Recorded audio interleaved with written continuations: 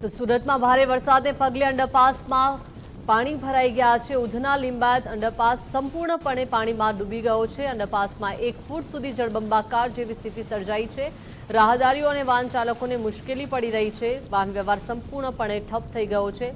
લોકોએ ફ્લાયઓવર બ્રિજનો વિકલ્પ અપનાવ્યો છે। સુરતમાં ભારે વરસાદને કારણે આ અંડરપાસ પાણીમાં સંપૂર્ણપણે ગરકાવ થઈ ગયો છે।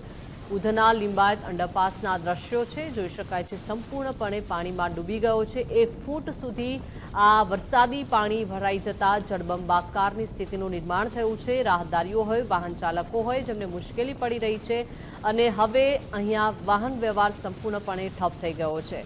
તો બ્રિજનો વિકલ્પ અત્યારે લોકોએ અપનાવ્યો છે। ફ્લાયઓવર બ્રિજ તરફથી લોકો જઈ રહ્યા છે।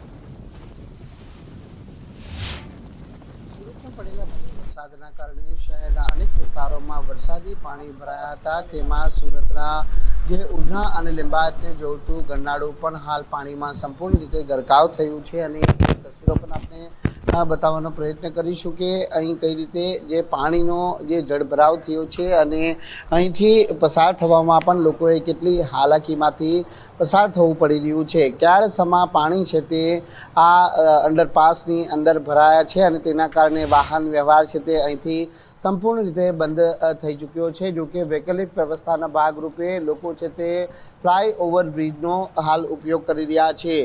પ્રતિ દિવસ ઉધના અને લિંબાયતને જોડતા આ અંડરપાસમાંથી હજારો લાખોની સંખ્યામાં વાહનો છે તે પસાર થાય છે અને લિંબાયતથી ઉધના તરફ આવતા અને ઉધનાથી લિંબાયત તરફ જતા લોકો છે તે આ અંડરપાસનો જે માર્ગ છે તે ઉપયોગ કરતા હોય છે, કારણ કે નજીકમાં જ આ અંડરપાસ હોવાના કારણે જે લોકોએ કામ ધંધા અર્થે અથવા તો નજીકના સ્થળો પર જવા માટે આ માર્ગનો ઉપયોગ કરતા હોય છે, પરંતુ જે પ્રમાણે હાલ જળભરાવ થયો છે તેને લઈને અહીંથી પસાર થવામાં પણ જે રાહદારીઓએ ઘણી મુશ્કેલીનો સામનો કરવો પડી રહ્યો છે।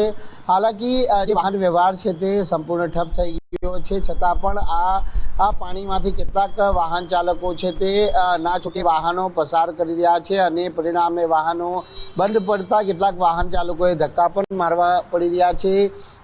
જે ડિંડોલી અને ઉધનાને જોડતું ગરનાળું હતું ત્યાં આ પાણી ઓસરી ચૂક્યા છે, કારણ કે તંત્રની જે કામગીરી છે તે હાલ જોવા મળી રહી છે અને તેના કારણે ડિંડોલી અને ઉધના ગરનાળામાં ભરાયેલા પાણી છે તે હાલ ઓસરી ચૂક્યા છે। વરસાદનું જોર પણ હાલ ઘટી ચૂક્યું છે અને તેના કારણે હવે ધીરે ધીરે પાણી જ્યાં ભરાય છે ત્યાંથી ઓસરવાની શરૂઆત થઈ ચૂકી છે।